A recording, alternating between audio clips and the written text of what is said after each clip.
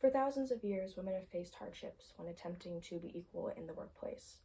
As a woman myself who have had a lot of jobs, it's very hard to find a place that one feels safe and comfortable in, even though that may seem like an easy thing. While women can relate a little bit easier to this topic, women inequality in the workplace, men can still relate to this too, even though there are some different struggles. Now, for men, they have a wife, mother, sister, daughter that has faced this or will face this in the future. So this is a topic that everybody can relate to. I want to discuss why women face inequality in the workplace, the statistics and what can be done to fix it, and then attempts made in the past that have seemed like they could be beneficial in the future. So first I want to look at the statistics of women inequality. Now this is from Statistical Overview of Women in Global Workplaces 2020. Now here let's focus on labor force. Now labor force is the sum of employed and unemployed workers. So we have 47.7% of all women participated, and that has decreased from 50.99% in 1990. Now here we move on to STEM. Now STEM is science, technology, engineering, and mathematics. And in this field, women make up only 35% of STEM students. Now we move on to leadership. Now only 6.6% of women were CEOs of Fortune 500 companies as of the May 2019 Fortune list. Now the Fortune 500 is a group of the 500 largest businesses in the United States, and the Fortune magazine compiles them into one whole list. So that's only 6.6% of the 500 largest companies in the United States that women were CEOs of. Now moving on, women account for less than a third of senior roles globally. Then we move on to pay gap. Globally, women earn 16% less in average hourly wages and 22% less in monthly wages, the median. Moving down here, in the US, women on average earned 82 cents, and that's compared to a $1 earned by men in 2018. Now that's only 2018, but either way, even now, this is a very big topic in the United States of that 82 cents to $1. And then lastly, according to an Indeed survey, 55% of job seekers say it's very or extremely important to work at a company that prioritizes diversity and inclusion. And this is men and women, not only women.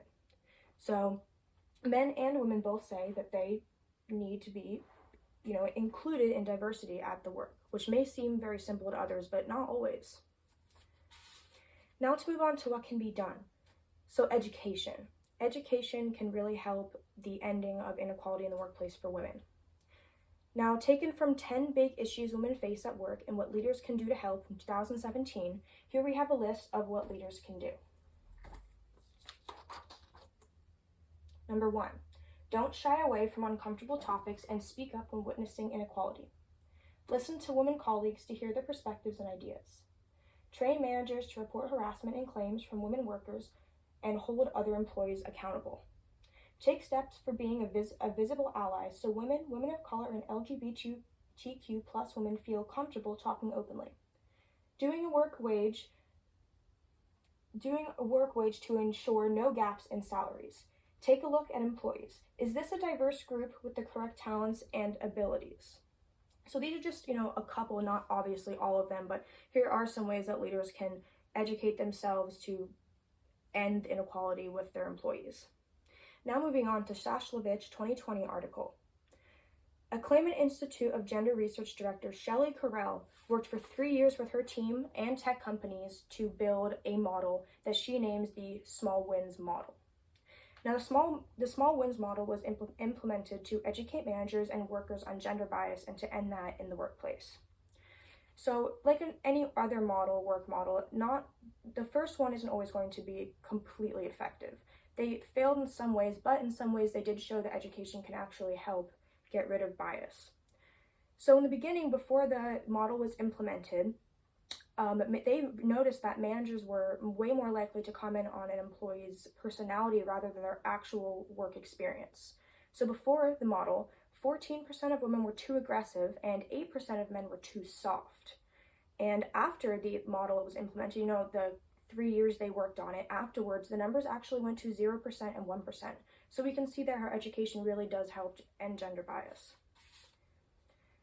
Overall, education, as you can see from the statistics, and from the ways leaders can help, education and making yourself more self-aware about issues can go a long way, even though it seems like something that's very simple to other people.